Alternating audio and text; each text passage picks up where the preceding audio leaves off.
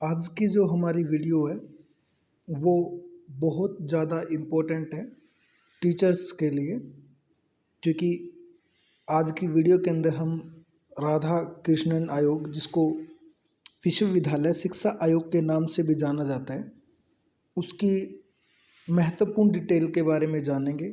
बहुत सारे क्वेश्चन इस आयोग से पूछे जाते हैं। उन सभी क्वेश्चनों को, मोस्टली जो क्वेश्चन है उनको हम इसके माध्यम से करेंगे और इसकी विशेषता क्या है, क्यों इस आयोग को बनाया गया था।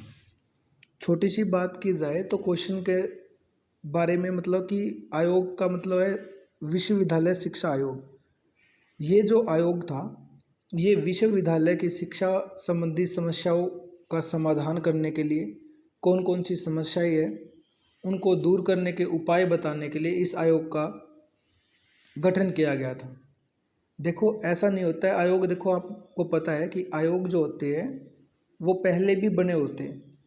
ऐसा नहीं है कि भारत के अंदर पहले शिक्षा के ऊपर कोई कार्य नहीं हो रहा था, बिल्कुल हो रहा था, लेकिन कुछ कमियां रहती है पिछले आयोगों के अंदर।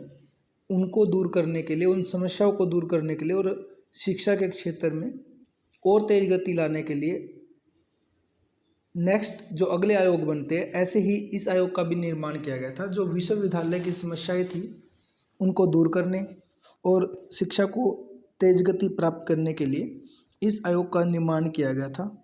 जिसमें क्वेश्चन हम देखते हैं, भारत के पहले उपराष्ट्रपति और दूसरे उपराष्ट्रपति का क्या नाम था? तो आप सब जानते हो, डॉक्टर सर्वपल्ली राधाकृष्णन जो थे वो भारत के पहले उपराष्ट्रपति और दूसरे राष्ट्रपति थे भारत के। ये नाम क्यों यहाँ पे लिया गया क्वेश्चन के अंदर?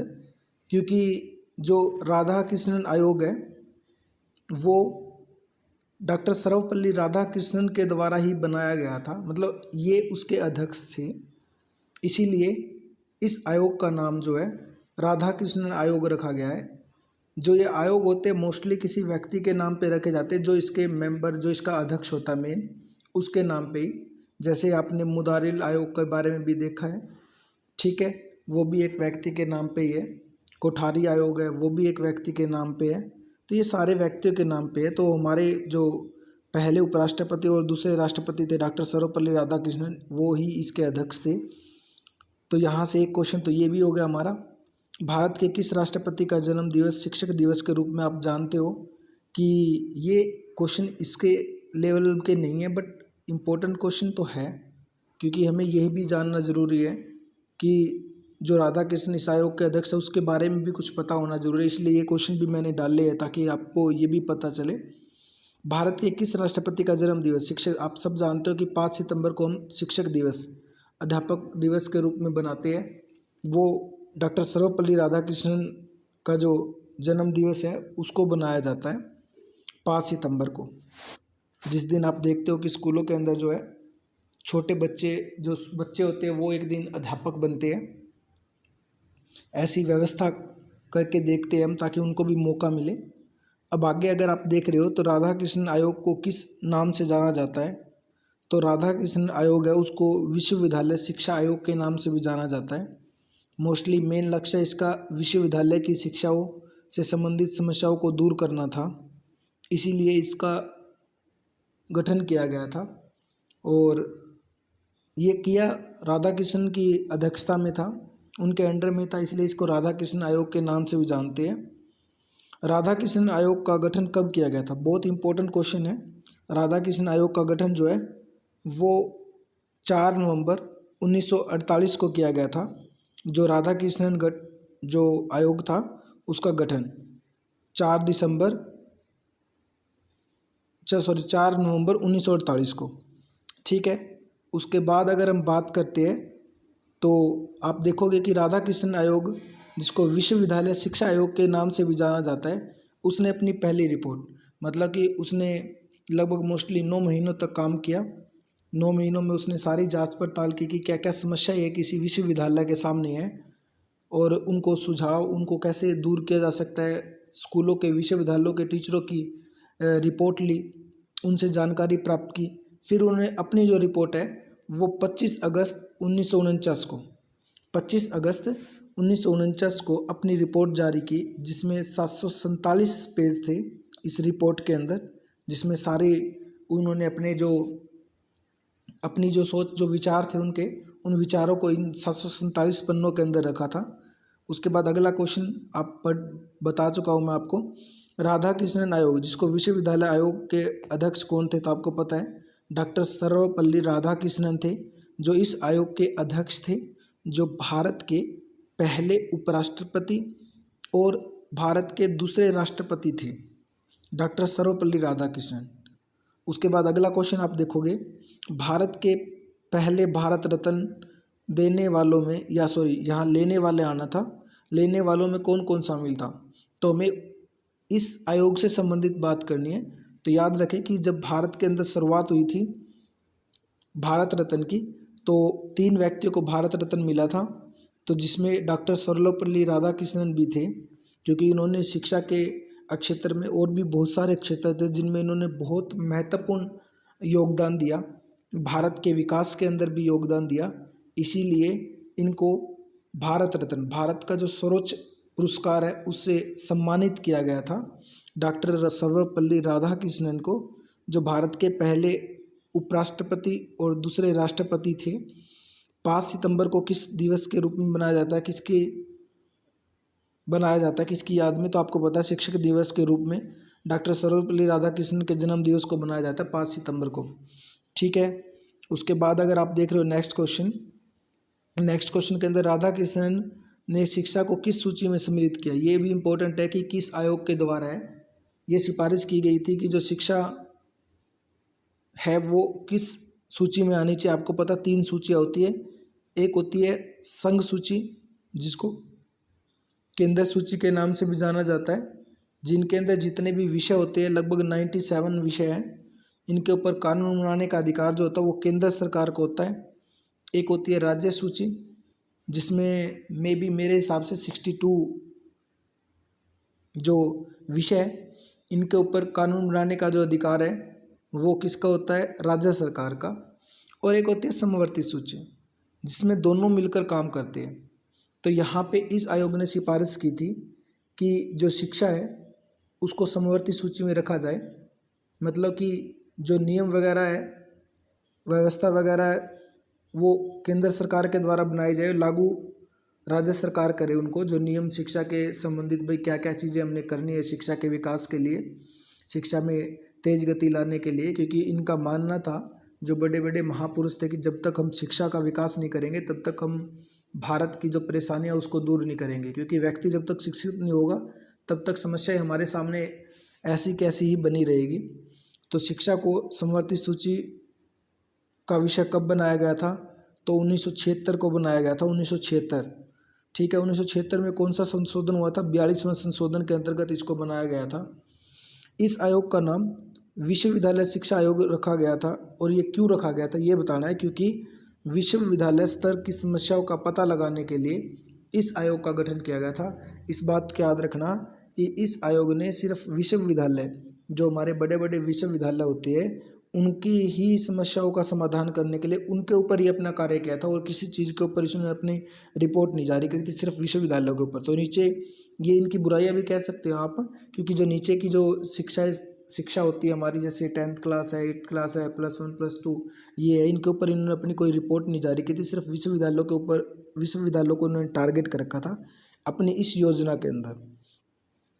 उसके बाद अगर आप देख रहे हो तो यहाँ पे क्या दे रखा है इस आयोग, ये आपको समझ में आ गया। तो यहाँ आगे नेक्स्ट क्वेश्चन देखोगे आप, तो राधा कृष्णन आयोग का गठन क्यों किया गया था, तो भारतीय विश्वविद्यालय की शिक्षा पर अपनी रिपोर्ट देने के लिए, भारतीय विश्वविद्यालय जो है उनकी शिक्षा पर अपनी रिपोर्ट देने के लिए इसका गठन किया गया था।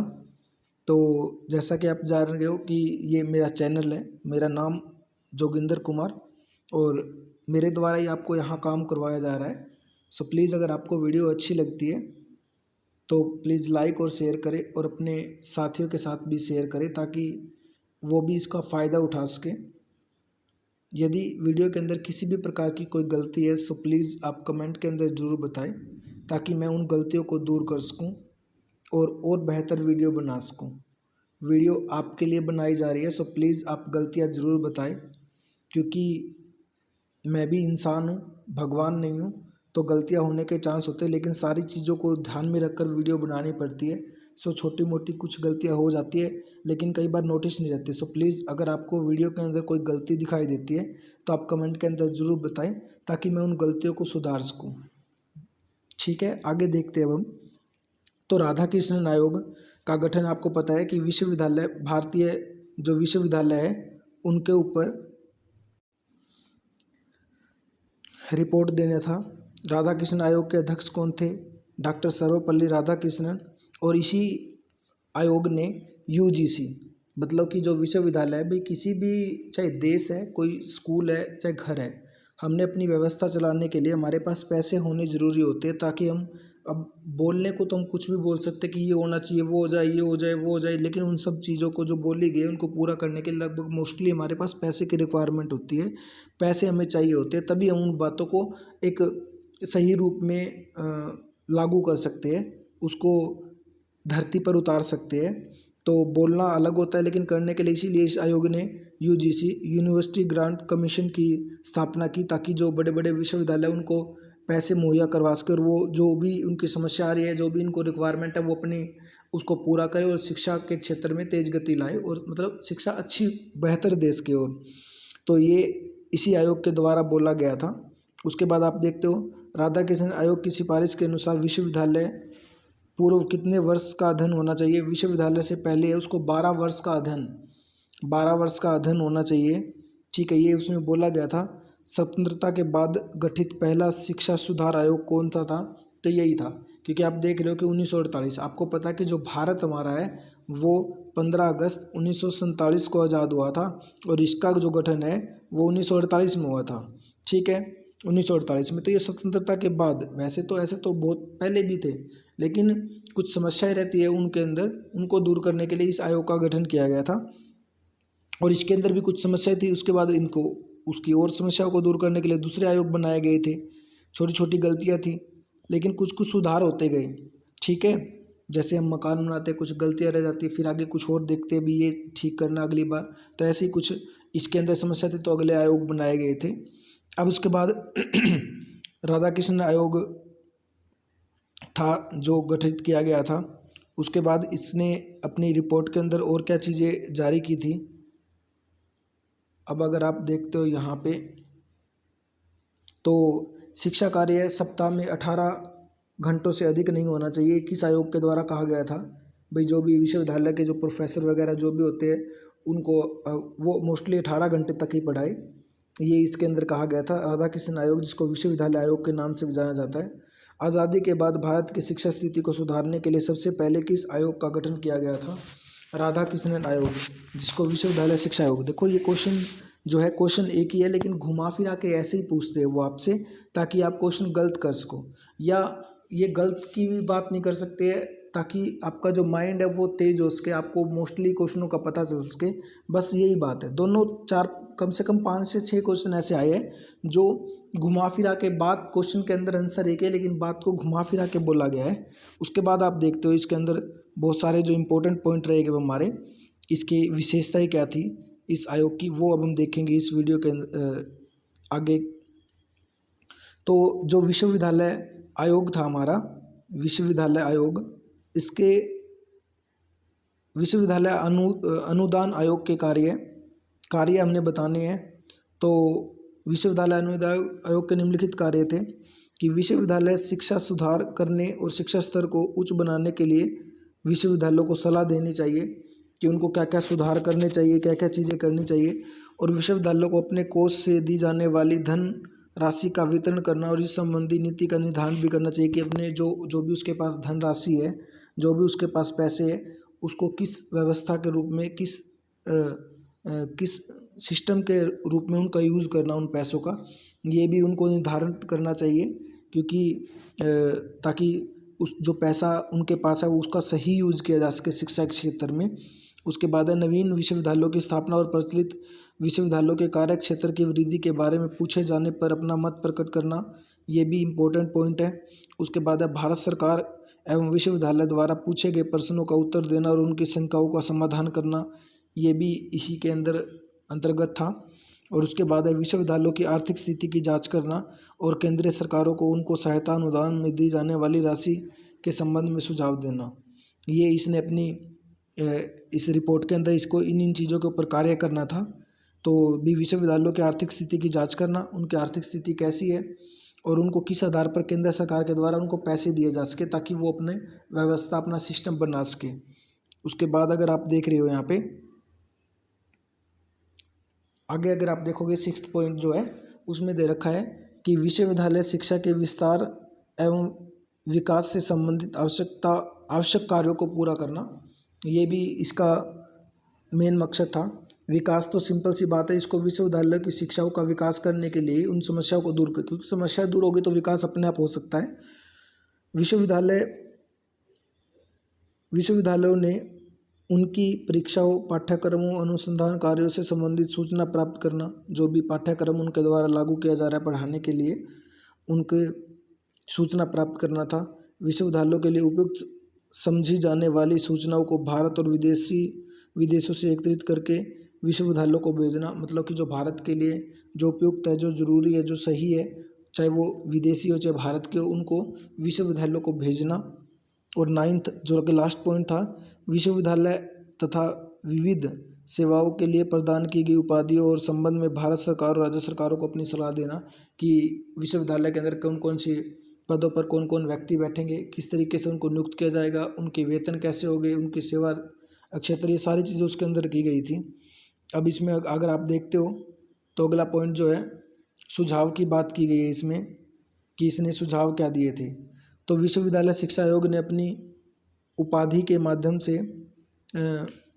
माध्यम में पाया कि उच्च शिक्षा का स्तर गिर रहा है, क्योंकि इंटरमीडिएट शिक्षा के स्तर में गिरावट आई है। इसका मेन रीज़न ये था कि जो मार्क्स वगैरह थे वो तय नहीं थे, इसीलिए बच्चों के ऊपर किसी प्रकार का फोर्स नहीं था, क्योंकि वो जितने भी मार्क्स आते उनको एडमिशन मिल जाता था। इस कारण से वो सोचते भी, जैसे आप देखते हो, अगर आपको फेल होने का डर ना हो तो आप क्या सोचोगे, आप पढ़ोगे ही नहीं, पढ़ाई नहीं करोगे। ऐसा ही वहाँ पे भी ऐसा ही हो रहा था। और क्योंकि जो भी कोई पढ़ के आता, पास होके आता, उसको एडमिशन मिल जाता था, जिस कारण से जो स्थिति है शिक्षा की वो बदतर होती जा रही थी। विद्यार्थी स्टूडेंट जो है वो पढ़ाई की ओर ध्यान नहीं दे पा रहे थे। लेकिन उन्होंने सोचा कि अगर इसको सुधारना ज़रूरी है तभी हम कुछ विकास कर सकते हैं। इसको दूर करने के लिए तो उसने क्या इसमें अपनी रिपोर्ट में जारी किया कि केवल इंटरमीडिएट परीक्षा में उत्तीर्ण छात्रों को ही विश्वविद्यालयों में प्रवेश पाने का अधिकार हो। इसमें कम योग्यता, मतलब कि योग्यता निर्धारित कर दी कि अगर किसी के 70% से नंबर कम आते हैं, या जो भी अभी आगे बताऊंगा मैं, थोड़ी सी आपको बता रहा हूँ, अगर इससे कम आते तो उनका एडमिशन नहीं होगा। अब उनको डर होने लगा, स्टूडेंट, ये डर जरूरी था ताकि वो पढ़ने लग जाए और शिक्षा का स्तर जो नीचे गिर चुका था वो ऊपर उठाया जा सके। अब उसको पता है कि अगर मैं पढ़ूंगा नहीं तो 70% तो दूर की बात है, मेरे 50% भी नहीं आएंगे। इस कारण से, इस डर के मारे कि उसको आगे एडमिशन लेना है कॉलेज के अंदर, तो वो पढ़ने लग गया। ठीक है, जिससे शिक्षा का स्तर, अब वो पढ़ेगा तो फैमिली भी, थोड़ा बहुत फैमिली पे भी फ़र्क पड़ता है, बच्चों पे भी फ़र्क पड़ता है। ठीक है, तो इससे शिक्षा का स्तर सुधरेगा। ये चीज़ें की गई। कम योग्यता अगर उससे है तो उसको एडमिशन ना मिले, उसको डर रहेगा कि अगर मेरा कम नंबर आए तो एडमिशन नहीं होगा और बड़ी समस्या का सामना करना पड़ेगा। इस कारण से उनको डर होने लगा और ये ज़रूरी था डर, ताकि शिक्षा का स्तर सुधारा जा सके, जो स्थिति गिर चुकी है उसको सुधारा जा सके। उसके बाद है प्रत्येक राज्य, सेकंड क्वेश्चन, प्रत्येक राज्य में अच्छे इंटरमीडिएट कॉलेज खोले जाए ताकि विद्यार्थियों को इस स्तर की शिक्षा पाने में कोई असुविधा न हो। मतलब अच्छे विश्वविद्यालय खोले जाने चाहिए ताकि अधिक से अधिक हम विद्यार्थियों का विकास कर सके, मतलब कि शिक्षा का विकास कर सके। इंटरमीडिएट कक्षाओं में व्यावसायिक शिक्षा को प्राप्त करने के आधिकारिक अवसर भी उपलब्ध करवाए, मतलब कि ये नहीं कि शिक्षा पे उनको रोजगार, ताकि वो पढ़ने के बाद है अपना खुद का रोजगार लागू कर सके, रोजगार के ज़रिए अपना और अपने परिवार का जीवन यापन कर सके अच्छे प्रकार से। तो ये भी ज़रूरी है, उनको शिक्षा के साथ साथ व्यावसायिक शिक्षा भी दी जानी चाहिए। और विश्वविद्यालयों संबंधी डिग्री कॉलेज में छात्रों की संख्या 1500 से अधिक नहीं होनी चाहिए, लगभग 1500। और उन विश्वविद्यालयों में जहाँ शिक्षा प्रदान की जाती है छात्र संख्या लगभग 3000 तक सीमित होनी चाहिए, क्योंकि एक सिस्टम होता है, सिस्टम के अनुसार ही चला जाता है। और संख्या से ज़्यादा रहेंगे तो उनको कंट्रोल कर पाना या व्यवस्था को संभालना बड़ा मुश्किल होता है। इसलिए बोला गया है कि विश्वविद्यालयों में संबंधित डिग्री कॉलेजों में छात्रों की 1500 से अधिक संख्या नहीं होनी चाहिए, और उन विश्वविद्यालयों में जहां शिक्षा प्रदान की जाती है छात्र संख्या 3000 तक सीमित होनी चाहिए। उसके बाद है, एक स्तर में 180 दिन डिग्री कॉलेज में शिक्षण कार्य होना चाहिए। एक साल के अंदर 180 दिन क्लास लगनी जरूरी है। शिक्षकों को अपने व्याख्यान ध्यानपूर्वक तैयार करने चाहिए, क्योंकि वो भावी भारत की एक नींव तैयार कर रहे हैं, तो इसलिए जो भी उनके द्वारा पढ़ाया जा रहा है वो सिस्टम वाइज और सही हो। इसलिए वो अपने जो भी उनका एक लेक्चर होता है तैयार करना, जो पढ़ाना उनको क्लास के अंदर, वो अच्छी प्रकार से उनको पता होना चाहिए कि वो क्या पढ़ाने जा रहे हैं क्लास के अंदर, वो उनको पता होनी चाहिए। उसके बाद है, किसी भी पुस्तक को पाठ्य पुस्तक की संज्ञा नहीं देनी चाहिए, और किसी भी विषय की पुस्तक को पाठ्य निर्धारित नहीं करना चाहिए। ये भी बहुत ज़्यादा ज़रूरी है, क्योंकि यहाँ पे हम विश्वविद्यालय की बात कर रहे हैं, और विश्वविद्यालय की बात करें तो हम किसी एक पुस्तक को टारगेट नहीं कर सकते, क्योंकि अगर एक पुस्तक को टारगेट करते हैं भाई सिर्फ इसी पुस्तक में से आपका, जैसे आप 10th क्लास में देखते हो छोटी क्लासेस के अंदर उसमें बुक फिक्स कर दी जाती है कि भाई आपका इस बुक में से आएगा पेपर, आपका इसी की तैयारी करनी है।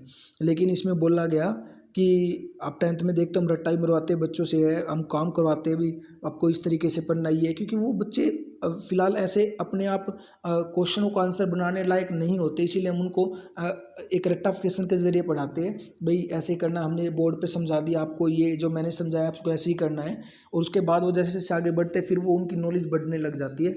लेकिन यहाँ पे क्या है कि यहाँ पे बोला गया है कि विश्वविद्यालय की शिक्षा आयोग के द्वारा, राधा कृष्ण शिक्षा आयोग के द्वारा, कि आपको पुस्तकें निर्धारित नहीं करने कि आपको सिर्फ ये पुस्तकें पढ़नी है, इसको पढ़ना नहीं। आपका क्वेश्चन कहीं से भी आ सकता है, आपसे कहीं से ही पूछा जा सकता है, आपको पूरी नॉलेज होनी चाहिए। नेट से करो, कहीं से करो, बुक लो कोई भी, तो कोई भी पुस्तक की संज्ञा नहीं देनी है, मतलब किसी पुस्तक को निर्धारित नहीं करना कि ये इस राइटर की पुस्तक आपको ये पढ़नी है, नहीं, ऐसा नहीं है। नहीं तो फिर वो एक ही बुक के अंदर रह जाएंगे और शिक्षा का क्षेत्र फिर वही सीमित रह जाएगा। तो ऐसा नहीं करना, हमने शिक्षा के क्षेत्र को सीमित करना है, सीमित से बाहर लेके जाना है, तो कोई पुस्तक टारगेट नहीं करना है। प्राइवेट स्कूलों की संख्या अधिक नहीं होनी चाहिए। छात्रों के व्याख्यान कक्षाओं में उपस्थित संबंध में निर्धारित किए जाने चाहिए। कम से कम उपस्थित छात्रों की परीक्षा में सम्मिलित, मतलब कि ये भी ज़रूरी है कि जैसे देखते हो आप कॉलेजों के अंदर या स्कूलों के अंदर छात्र जो बहुत ज़्यादा छुट्टियां मारते हैं, तो एक स्थिति होनी चाहिए ताकि, क्योंकि जब वो स्कूल में नहीं आएंगे तो जो पढ़ाया तो उनको वो कैसे आएगा, और वो नहीं आएगा तो फिर शिक्षा का क्षेत्र, तो शिक्षा का जो लक्ष्य है वो बिल्कुल प्राप्त नहीं हो सकता है, रिजल्ट बिल्कुल डाउन आएगा। लेकिन डाउन ना आए इसीलिए इस आयोग को बनाया गया था। तो डाउन आने का मेन रीज़न है कि छुट्टियाँ लगाना है, मनमर्जी छुट्टियाँ लगाना, तो इसलिए बोला गया कि एक निश्चित लक्ष्य तैयार किया जाए कि यदि इतनी छुट्टियों से अगर ज़्यादा छुट्टियाँ किसी की है तो वो परीक्षा में बैठने योग्य नहीं है, उसको नहीं बैठने दिया जाएगा, इस डर के मारे कि उसकी छुट्टियाँ कभी ज़्यादा ना हो जाए तो वो रेगुलर स्कूल के अंदर आएगा, और रेगुलर स्कूल के अंदर आएगा तो उसको बहुत सारा प्रॉफिट होगा, बहुत सारा लाभ होगा। हमारा तो लाभ है ही, साथ में उसका खुद का लाभ है वो अलग है। और ट्यूटोरियल कार्य के विशेष योग्य शिक्षकों को नियुक्त करना चाहिए पढ़ाने के लिए। उसके बाद आगे देखें हम विश्वविद्यालय शिक्षा आयोग के पाठ्यक्रम संबंधी सुझाव। पाठ्यक्रम संबंधी सुझाव की बात करें तो विश्वविद्यालय माध्यमिक शिक्षा संस्था आयोग एवं पाठ्य सामग्री की उचित व्यवस्था करें। जो पाठ्य सामग्री जो भी है उसकी उचित व्यवस्था होनी चाहिए। सामान्य रूप से प्रचलित मान्यता प्राप्त व्यवहारों और शिक्षा के सिद्धांतों का प्रवीण अनिवार्य है, मतलब कि हमें सिस्टम वाइज चलना है। जो हमारे समाज के अंदर जो परिवर्तन आ रहे हैं उनको भी ध्यान में रखकर हमने हमारी शिक्षा के अंदर भी परिवर्तन करना है। लेकिन अगर ये चीज़ नहीं करते, हम एक ही जगह पर अडिग रहते हैं, तो ऐसा नहीं हो सकता, क्योंकि शिक्षा का मेन लक्ष्य होता है समाज के लिए एक व्यक्ति का निर्माण करना, सामाजिक व्यक्ति का निर्माण करना, जो कि शिक्षा के द्वारा किया जाता है। अब समाज के अंदर परिवर्तन हो रहा है, शिक्षा के अंदर नहीं हो रहा है, तो ऐसा बिल्कुल नहीं हो सकता, क्योंकि शिक्षा का मेन लक्ष्य होता है एक सामाजिक व्यक्ति का निर्माण करना। तो समाज को ध्यान में रख के शिक्षा का निर्माण किया गया है। समाज अपने बच्चे को सौंपता है भी, हाँ हम आपको सौंप रहे हैं, आप इसे एक अच्छा नागरिक बना के दो, एक अच्छा व्यक्ति बना के दो। हमने आपको 15 से 20 साल या जो भी जब तक अब ये पढ़ेगा आपको सौंप दिया, आपने एक अच्छा नागरिक, भव्य नागरिक बना के देना है, जिसको नैतिक गुण भी हो, शिक्षा संबंधी गुण भी हो, व्यावसायिक गुण भी हो, सभी चीज़ें। अच्छा, उसके बाद अगले पॉइंट की बात करें, इन सिद्धांतों और व्यवहारों में शिक्षा कार्य प्रारंभ करने में विलम्ब, ये जो भी सुझाव दिए गए इनमें देरी नहीं करनी चाहिए। तो क्योंकि पहले ही बहुत ज़्यादा पिछड़ चुके थे, इस कारण से समस्याएं बहुत ज़्यादा थी। छात्रों के हित में सामान्य शिक्षा विशिष्ट शिक्षा की व्यवस्था हो, इस प्रकार के हित में व्यक्तिगत धनोपार्जन, श्रेष्ठ नागरिक की आदि सम्मिलित, मतलब कि ये भी बात की गई है।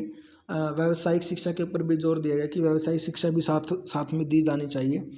उसके बाद आगे पॉइंट अगर हम देखते हैं तो अगले पॉइंट के अंदर आप देखोगे तो विश्वविद्यालय शिक्षा आयोग अध्यापक प्रशिक्षण सुझाव, अध्यापक प्रशिक्षण सुझाव भी उन्होंने दिए।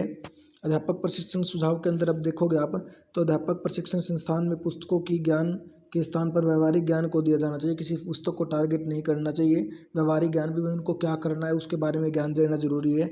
उसके बाद सेकंड पॉइंट, इसी पाठ्यक्रम में परिवर्तन करके उसे उपयोगी बनाया जा सकता है। परीक्षा में अभ्यास कार्यों को वीरता मिलनी चाहिए। अभ्यास कार्य भी लगातार अभ्यास करने से हमें ज़्यादा सीखने को मिलता है। प्राप्त अनुभवी अध्यापकों को नियुक्त प्रशिक्षण के लिए नियुक्त करना चाहिए, शिक्षा देने के लिए नियुक्त करना चाहिए।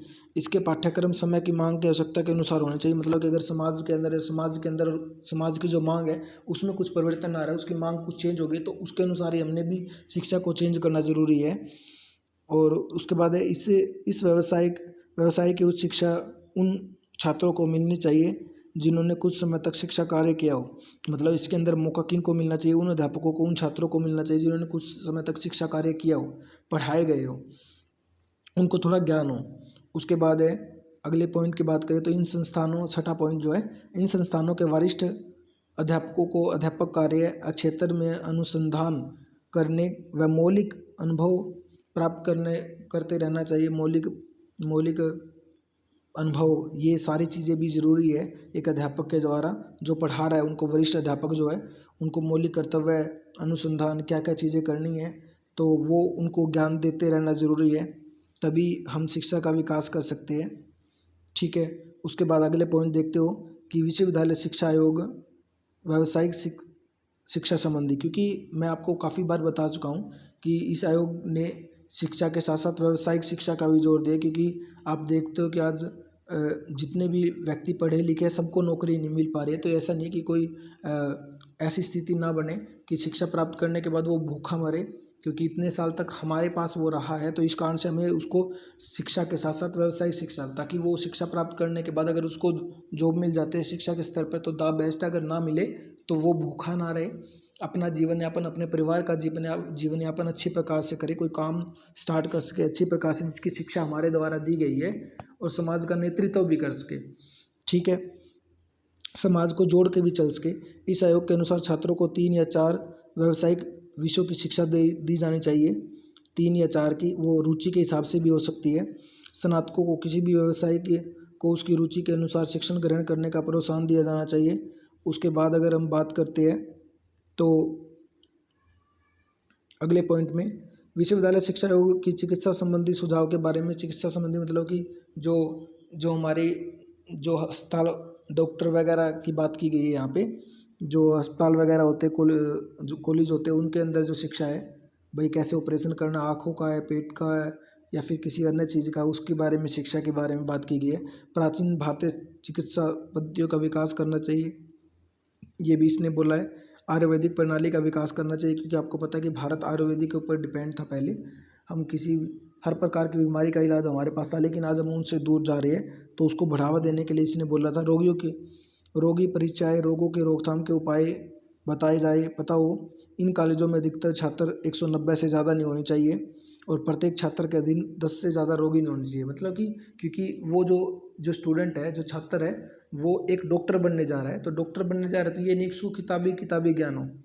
आई बात समझ में? तो उसको वास्तव में डॉक्टर क्या करते हैं, कैसे करते हैं, कैसे वो टाँके वगैरह लगाते हैं, कैसे ऑपरेशन करते हैं, किन किन औजारों का प्रयोग करते हैं, उसको भी करना आना चाहिए। इसीलिए 190 से ज़्यादा छात्र नहीं होने चाहिए, और प्रत्येक छात्र, जिस भी छात्र को डॉक्टर बनना है, डॉक्टर के लिए जो पढ़ रहा है, उसके अंडर में 10 से ज़्यादा नहीं होने चाहिए।